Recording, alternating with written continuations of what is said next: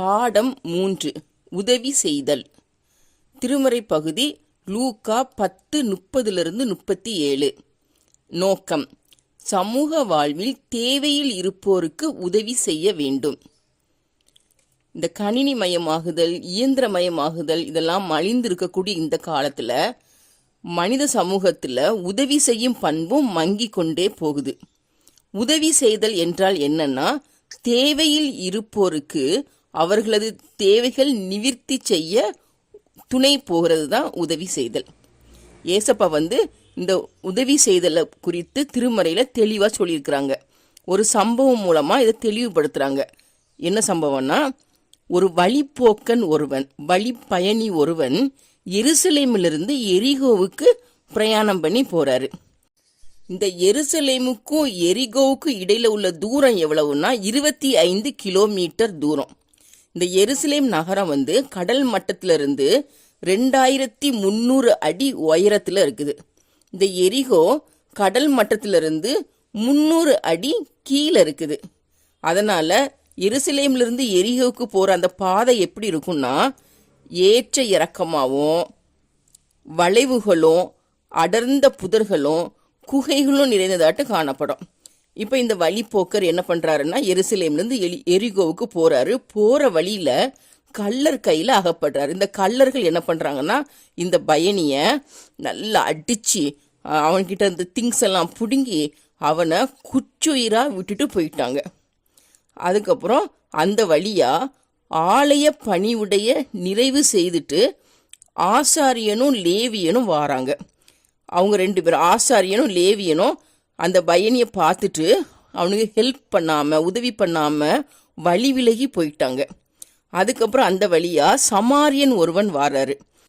அந்த சமாரியன் அந்த குச்சுராய் கிடந்த மனிதனை கண்டு மனதுருகி அவனுடைய காயங்களுக்கு எண்ணெயும் திராட்சரசமும் வார்த்து அவனுடைய காயங்களை கட்டி தன்னுடைய சொந்த வாகனத்துல அவனை ஏத்தி சத்திரக்காரன்ட்ட போய் ஒப்படைக்கிறாரு. ஒப்படைச்சிட்டு என்ன சொல்றாருன்னா, இவனுக்கு கூடுதலா ஏதாவது செலவாச்சுன்னா அதை நீ செலவு பண்ணி அவனை நல்லா பார்த்துக்கோ, நான் திரும்பி வரும்போது அதை உனக்கு தருவேன் அப்படின்னு சொல்லி சத்திரக்காரன் கையில ஒப்படைச்சிட்டு அவன் நல்லா கவனிச்சுக்கணும் அப்படின்னு சொல்லி ஒப்படைச்சிட்டு போறாரு. இப்படிதான் நம்ம மற்றவங்களுக்கு உதவி செய்யணும் அப்படின்னு சொல்லி ஏசப்பா இந்த கதை மூலமா தெளிவுபடுத்துறாங்க. உதவி செய்யற பண்பு வளரணும்னா சுயநலம் என்னும் தீமையான மனப்பான்மையை மறந்து பொதுநலம் என்னும் மனப்பாங்கு ஏற்பட வேண்டும். இந்த உதவி செய்தல நம்ம மொத்தம் 3 தலைப்புல பார்க்க போறோம். ஃபர்ஸ்ட் பழைய ஏற்பாட்டில் உதவி செய்யும் பண்பு, 2வது புதிய ஏற்பாட்டில் உதவி செய்யும் பண்பு, 3வது தற்கால சூழலில் உதவி செய்தல். இப்போ ஃபர்ஸ்ட் பழைய ஏற்பாட்டில் உதவி செய்யும் பண்பு. ஆதி பெற்றோராகிய ஆதாம் ஏவாள தேவன் ஒருவருக்கொருவர் இணையாக துணையாக இருப்பதற்காக ஏற்படுத்தினாரு. ஆதாமுக்கு துணையா இருப்பதற்காக தான் ஏவாளை ஏற்படுத்தினாரு. ஆதாமின் விலா எலும்புல இருந்து ஒரு எலும்பை உருவி ஏவாளை உருவாக்கி ஆதாமுக்கு துணையாட்டு கொடுக்கிறாரு. எனவே மனித சமூகம் ஒருவருக்கொருவர் துணையாகவும் இணையாகவும் வாழ வேண்டும் என்பது இறைவனின் முதன்மையான திட்டம். நம்ம பழைய ஏற்பாட்டில் உதவி செய்து தேவனிடமிருந்து நன்மை பெற்ற 3 பேரை பார்க்க போறோம். அதே போல உதவி செய்யாதனால தேவனிடமிருந்து தண்டனை பெற்ற ஒருவரை குறித்து பார்க்க போறோம். இப்போ ஃபர்ஸ்ட் சிப்பிரால் பூவால் குறித்து பார்க்க போறோம். எகிப்தின் ராஜா எபிரேய பெண்களுக்கு வைத்தியம் பார்க்கச்சில அவங்களுக்கு ஆண் பிள்ளைகள் பிறந்தா கொன்று விடவும் பெண் பிள்ளைகள் பிறந்தா உயிரோட விட்டு விடவும் வேண்டும் சொல்லி எபிரேய மருத்துவச்சிகளாகிய சிப்பிரால் பூவாளுக்கு கட்டளையிட்டு இருப்பாரு. ஆனா இந்த சிப்பிரால் பூவால் தேவனுக்கு பயந்ததுனால அந்த எபிரேய சமூகம் தலை தோங்கணும், வாழ்வு பெறணும் அப்படின்னு சொல்லிட்டு ஆண் பிள்ளைகள் பிறந்தாலும் அவங்கள விட்டு வச்சாங்க. இந்த மருத்துவச்சிகள் எபிரேய சமூகம் வாழ்வு பெற உதவி செய்தாங்க. அதனால கடவுள் தேவன் இந்த எபிரேய மருத்துவச்சிகளோட குடும்பங்கள் தலை தோங்கும்படி செய்தார், அவர்களுக்கு நன்மை செய்தார். இனி 2வது சாரிபாத் ஊர் விதவி பெண்ணை பத்தி பார்க்க போறோம். ஆகாப் ராஜாவோட காலத்துல பஞ்சம் ஏற்பட்டுச்சு. அப்போ உணவு தேடி எலியா தீர்க்கதரிசி சாரிபாத் ஊருக்கு போவாரு. அங்க சாரிபாத் ஊர்ல உள்ள ஒரு விதவை எலியா தீர்க்கதரிசிக்கு உணவு கொடுத்து பராமரிப்பா. அதனால தேவன் என்ன பண்ணுவார்னா, அந்த பஞ்ச காலம் முடிகிறது வரைக்கும் அந்த விதவின் வீட்டில் ஒன்றுமே குறைவில்லாதபடி தேவன் பாதுகாத்தார், அவளுக்கு நன்மை செய்தார். அடுத்தது மூணாவது யோனத்தானை குறித்து பார்க்க போறோம். இந்த யோனத்தான் யாருன்னா, சவுலின் மகனும் தாவீதின் நண்பனும் ஆவார். தாவீதோட புகழ் பெருகினதை பார்த்து கோபம் கொண்ட சவுல் என்ன பண்றாருன்னா, தாவீதை கொலை செய்யறதுக்கு ஆலோசனை பண்றாரு. இதை தெரிஞ்ச யோனத்தான் என்ன பண்றான்னா, தாவீதுக்கு உதவி செய்யறதுக்கு முன் வராரு. தன்னுடைய அரச உரிமை தன்னை விட்டு போனாலும் பரவாயில்ல, தன்னுடைய நண்பனை பாதுகாக்கணும், தப்பு வைக்கணும் அப்படிங்கிற உயர்ந்த சிந்தனையோடு யோனத்தான் தாவீதுக்கு உதவி செய்யறாரு. ஏன் உதவி செய்யறாருன்னா, அந்த அவங்களோட உறவு வளமையான நிலையை அடையணும், உறவுல எந்த வேதனையும் வரக்கூடாது அப்படிங்கிற ஒரு நல்ல எண்ணத்துல யோனத்தான் தன்னால் முடிஞ்ச உதவிய தாவீதுக்கு செய்யறாரு. இதனால பிற்காலத்துல யோனத்தானுடைய குமாரன் தாவீதால பாதுகாக்கப்படுறாரு. இனி நாலாவதா நம்ம யாரை பத்தி பார்க்க போறோம்னா, நாபால். இந்த நாபால் எப்படி தேவனால் தண்டனை பெற்றான்னு சொல்லி பார்க்க போறோம். இந்த நாபால் யூதாவை சேர்ந்த மாகோன் என்ற இடத்துல வாழ்ந்த ஒரு மனிதன். இந்த நாபால் செல்வம் நிறைந்தவன், குடித்தனக்காரன், ஆட்டு மந்தையை உடையவனா இருந்தான்.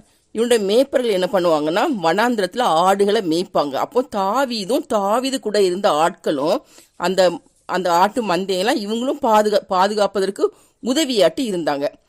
இந்த நாபாலுக்கு வருஷந்தோறும் கர்மேல் பர்வதத்துல விருந்து கொண்டாடுவது வழக்கம்.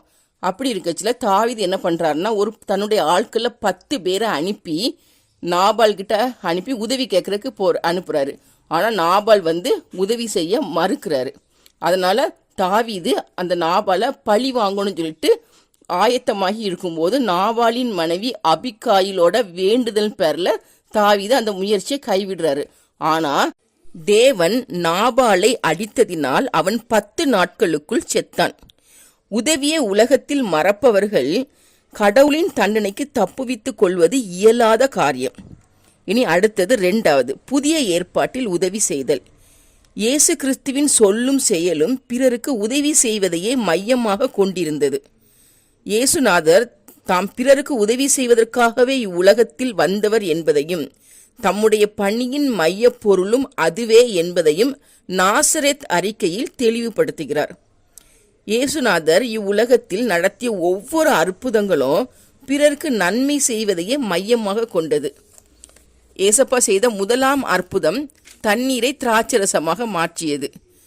கானாவூர் கல்யாண வீட்டில் அந்த திருமண வீட்டாருக்கு உதவி செய்யும்படிக்காக தண்ணீரை திராட்சரசமாக தேவன் மாற்றினார்.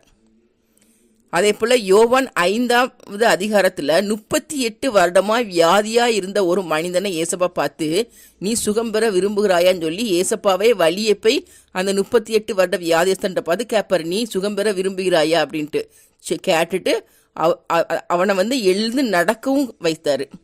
அப்புறம் 3வது சீமோனுடைய மாமி வீட்டுக்கு போறாங்க. அங்க சீமோனின் மாமி ஜுரத்தால் துன்பப்பட்டு இருக்காங்க. அப்ப ஏசப்பா சீமோனுடைய மாமியை தொட்டு குணமாக்குறாரு. இப்படி ஏசப்பா செய்த எல்லா அற்புதத்திலுமே ஏசப்பாவுடைய அன்பு, கரிசனை, இரக்கம் இவை நிறைந்தவராக தான் ஏசப்பா வெளிப்பட்டாரு. இவையே ஒரு மனிதன் உதவி செய்வதற்கான அடித்தளம். பிறருக்கு உதவி செய்பவர்கள் எவர்களோ அவர்களுக்குத்தான் மகிமையும் கனமும் சமாதானமும் உண்டாகும் சொல்லி ரோமர் 2ஆம் அதிகாரம் 10வது வசனத்துல குறிப்பிடப்பட்டிருக்கு. மேலும் நன்மை செய்து பாடு அனுபவிப்பதே மேன்மைன்னு சொல்லி 1 பேதுரு 3ஆம் அதிகாரம் 17வது வசனத்துல குறிப்பிடப்பட்டிருக்கு. இவ்வுலகத்தில் உதவி செய்து வாழ்பவர்கள் மட்டும்தான் இறைவனால் உருவாக்கப்பட்டவர்கள் சொல்லி 3 யோவான் 11வது வசனத்துல குறிப்பிடப்பட்டிருக்கு. அடுத்தது 3வது, தற்கால சூழலில் உதவி செய்தல்.